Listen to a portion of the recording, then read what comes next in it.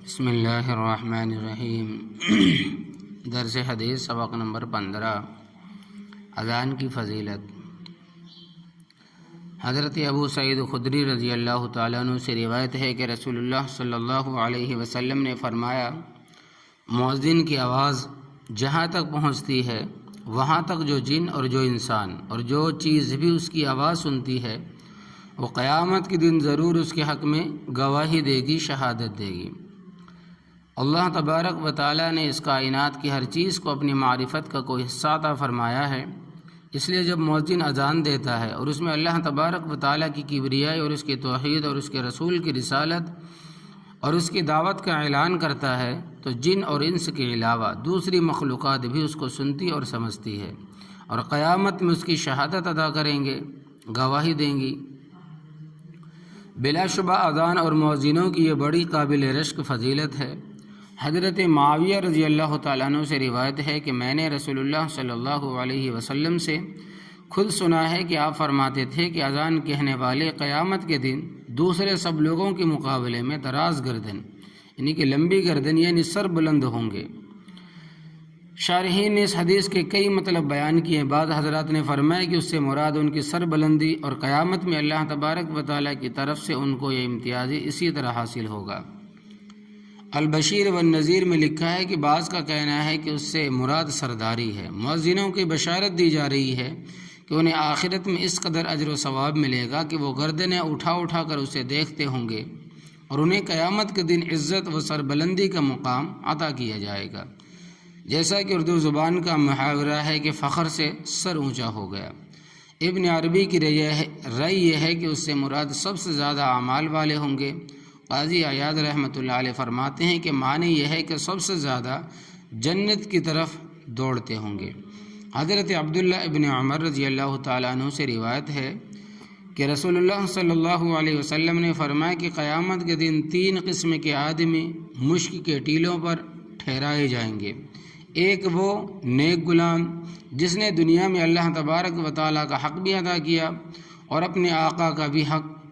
دوسرا وہ آدمی جو کسی جماعت کا امام بنا اور لوگ اس نیک عملی اور پاکیزہ سیرت کی وجہ سے اس سے راضی اور خوش ہوئے۔ اور تیسرا وہ بندہ جو دن رات کی 5 نمازوں کے لیے روزانہ اذان دیا کرتا تھا۔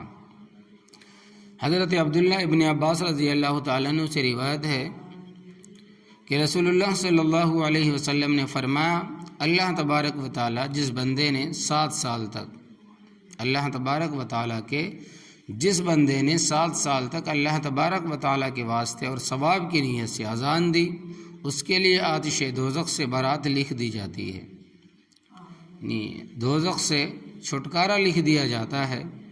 اس کے لیے اللہ تبارک و تعالیٰ کی طرف سے یہ طے فرما دیا جاتا ہے کہ دوزخ سے اس کا کوئی واسطہ نہیں اور اس کی آگ کے لیے اس بندے کو چھونے کی بھی اجازت نہیں۔ حضرت جابر رضی اللہ تعالیٰ عنہ سے روایت ہے کہ رسول اللہ صلی اللہ علیہ وسلم نے فرمایا، اذان کہنے والے اور تلبیہ پڑھنے والے اپنی قبروں سے اس حال میں نکلیں گے، اذان کہنے والے اذان پکارتے ہوں گے اور تلبیہ پڑھنے والے تلبیہ کی آواز بلند کرتے ہوں گے، صدا بلند کرتے ہوں گے۔ اذان اور مؤذنوں کی جو غیر معمولی فضیلت ہے ان حدیثوں میں بیان فرمائی گئی ہے، ان کا راز یہی ہے، اذان ایمان اور اسلام کا شعار اور اپنی معنی و تربیت کے لحاظ سے دین کی نہایت بلیغ اور جامع دعوت و پکار ہے، اور مؤذن اس کا داعی اور گویا اللہ تبارک و تعالیٰ کا نقیب اور منادی ہے۔ افسوس آج ہم مسلمانوں نے اس حقیقت کو بالکل بھلا دیا اور اذان کہنا ایک حقیر پیشہ بن گیا ہے۔ اللہ تبارک و تعالیٰ ہماری اس عظیم ترین اجتماعی گناہ کو معاف فرمائے اور توبہ اور اصلاح کی ہمیں توفیق دے۔ اذان دینے کے بنیادی اصولوں کی دعوت۔ اذان اگرچہ بظاہر وقت نماز کے اعلان کا ایک وسیلہ اور نماز کا بلاوا ہے، لیکن اللہ تبارک و تعالی نے اس کے لیے ایسے جامع کلمات الہام فرمائے جو دین کی روح بلکہ دین کے پورے بنیادی اصولوں کی تعلیم و دعوت کو اپنے اندر سمیٹے ہوئے ہیں۔ دین کے سلسلے میں سب سے پہلی چیز اللہ تبارک و تعالی کی ذات و صفات کا مسئلہ ہے۔ اس بارے میں اسلام کا جو نظریہ ہے اس کے اعلان کے لیے اللہ اکبر سے بہتر اور اتنے جاندار الفاظ تلاش نہیں کیا جا سکتا۔ اس کے بعد نمبر آتا ہے عقیدہ توحید کا، بلکہ صفات کا مسئلہ اسی سے صاف اور مکمل ہو جاتا ہے۔ اس کے لیے اشہد ان لا الہ الا اللہ جیسا جاندار اور مؤثر کوئی دوسرا مختصر کلمہ منتخب نہیں کیا جا سکتا۔ پھر اس حقیقت کو واضح اور معلوم ہو جانے کے بعد بس اللہ ہی ہمارا الہ اور معبود ہے، یہ سوال فوراً سامنے آ جاتا ہے۔ اس اللہ تک پہنچنے کا راستہ یعنی اس سے بندگی کا صحیح رابطہ قائم کرنے کا طریقہ کہاں سے معلوم ہو سکے گا؟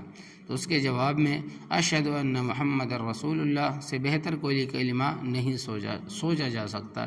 اس کے بعد حی علی الصلاۃ کے ذریعہ اس نماز کی دعوت دے دی جاتی ہے جو اللہ تبارک و تعالیٰ کی عبادت و بندگی اور اس سے رابطہ قائم کرنے کا سب سے اعلیٰ ذریعہ ہے، اور اللہ تبارک و تعالیٰ چلنے والے کا سب سے پہلا قدم بھی ہے۔ اور اس کے بعد حی علی الفلاح کے ذریعہ اس حقیقت کا اعلان کیا جاتا ہے یہی راستہ کامیابی، فلاحی یعنی نجات کا و کامیابی کی منزل تک پہنچانے والا ہے۔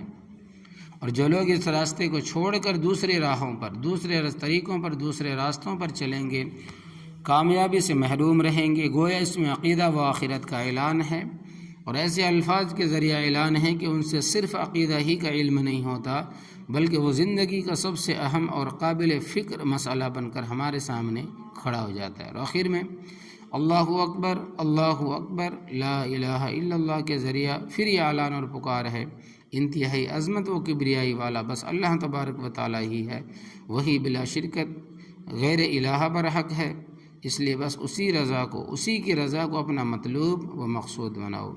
بار بار غور کیجیے، اذان کے ان چند کلمات میں دین کے بنیادی اصولوں کا کس قدر جامع اعلان ہے اور کتنی جاندار اور مؤثر دعوت ہے۔ گویا ہماری ہر مسجد سے روزانہ 5 وقت دین کی یہ بلیغ دعوت نشر کی جاتی ہے۔